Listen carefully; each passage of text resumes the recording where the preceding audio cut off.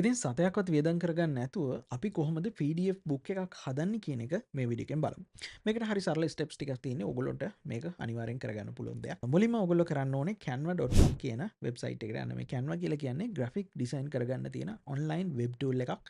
ඕගොල්ලොන්ට මේක web browser එක හරහා access කරන්න පුළුවන්. ඊට පස්සේ ඕගොල්ලොන්ට කරන්න තියෙන්නේ මේකේ තියෙනවා e-book කියලා. ඒක search කරන්න පුළුවන්. ඕගොල්ලෝ search කරාට පස්සේ templates ගොඩක් එනවා ඕගොල්ලොන්ට. එක එක වර්ගයේ එක එක category වලින් එක එක විදිහට හදපු templates එනවා. ඉතින් මෙන්න මේ ටෙම්ප්ලේට් එකක් ඕගොල්ලන්ට තෝරගන්න පුළුවන්. ඔයා හදන්න යන මාතෘකාව අනුව ඔයාට ටෙම්ප්ලේට් එක තෝරගන්න පුළුවන්. උදාහරණයකට මම කියන්නේ රෙසිපි බුක් එකක් හදන්න යනවා කියලා. එහෙම නැත්නම් රෙසිපි කිව්වම දැන් කොමන් නේ. හරි. ඔයා හිතන්න ඔයා කොලකැඳ වට්ටෝරු 10ක් එහෙම නැත්නම් කොලකැඳ වට්ටෝරු 30ක් වගේ අන්තර්ගත වෙච්ච PDF එකක් හදනවා කියලා. එතකොට ඔයාට පුළුවන් රෙසිපි බුක් එක ටයිප් එකේ තියෙන ටෙම්ප්ලේට් එකක් තෝරගන්න. ඉතින් මෙන්න මේ ටෙම්ප්ලේට් එක තෝරගෙන ඔයාට පුළුවන් හිමීට ඔයා දන්න දේවල් ඒකේ ටයිප් කරන්න සිංහලෙන් ටයිප් කරන්නත් පුළුවන්. එහෙම නැත්නම් ඕගොල්ලන්ට ඉංග්‍රීසි වලින් ටයිප් කරන්නත් පුළුවන්. ඉතින් ගොඩක් වෙලාවට ලංකාව ටාගට් කරගෙන කරනවා නම් සිංහලෙන් කරන එක තමයි හොඳ.